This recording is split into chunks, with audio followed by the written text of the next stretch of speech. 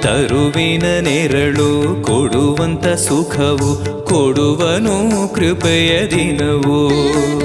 ಸ್ಥಿರ ಇರುವ ಮನ ಎನಗಿರಲಿ, ಶರಣಾಗತಿ ಎಂದು ಬರಲಿ. ಭಗವಂತನ ಪ್ರಿಯ ಮಗನಿವನ, ಸಾರಿ ಬದುಕು ಇರಲಿ.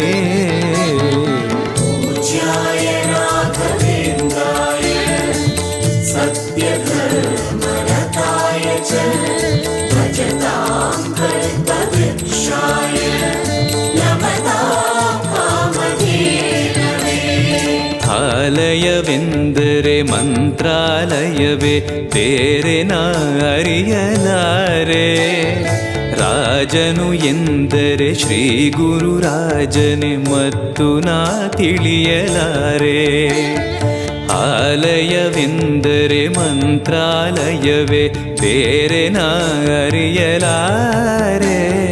ರಾಜನು ಎಂದರೆ ಶ್ರೀ ಗುರು ರಾಜನೇ, ಮತ್ತು ನಾ ತಿಳಿಯಲಾರೆ. ಸಾಗರ